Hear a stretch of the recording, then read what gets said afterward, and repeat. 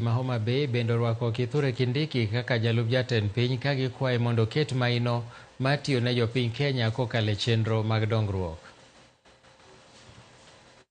Morna biro mokwongo we akaw nafas ni mar chiwo puoch gi pak ne moluor Kindiki Kithure.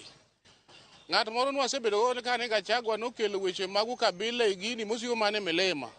Wach manya kwayo Kindiki maduong' ni wach milima orumo gi Gachagua. Okaw tijni kodwa noriw jo Kenya te. Kong'eni wan kaka joma tindo gimwa dwaro e sirikal ni en tije gi nafas ma ng'ato nyalo kelo go chiemo moro dala.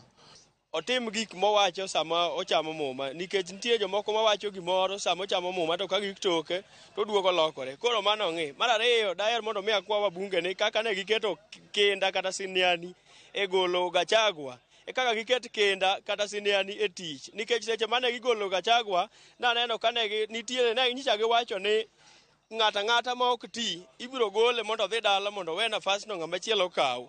Nitiere seche mane gino dhi mbele nitie wabunge moko ma ok ti kata women reps ma ok ti naneno kane gi celebrate sama ne Gachagua dhi dala gin be kaw giloko pachgi to gilearn a lesson from there ni gimbe gibiro mana dhi dala kaka ng'ano dhi. An agolo pacha ni Kindiki ber kendo posti ma intiere ni magini ni gire mano maya nikech jo pesa sani koro ber nikech Kindiki koro donjo ofis wan wapako ka HOMA BAY tok Kindiki okwere ni molo mondo president borwakra kanyo.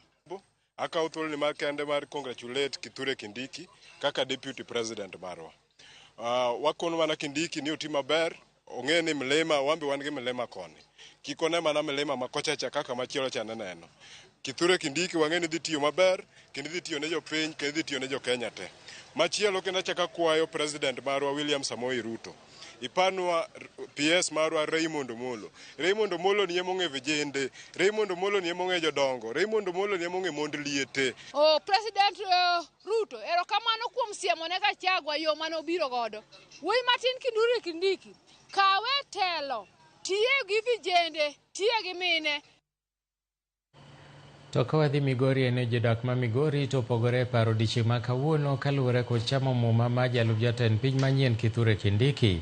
Moko kuom jodak opwoyo mokalo jalup jatend piny kama moko ok mor kode kaluwore kod tend Kindiki e kinde mane jatend migawo mar arita e thurka. Mokwongo akaw thuolo mar kwane awi maber. Weche madwano dhi ong'i kaka kotiyo. Achiel ong'e ni en jalup jatend piny moriwo jo Kenya mangima. Kiko wuoye weche mag got manya neno kodwa hinyo jalup jatend piny makoro dhi dalani. Mar ariyo riw jo Kenya. Mar adek otine jo piny kaka dwarore gi katiba.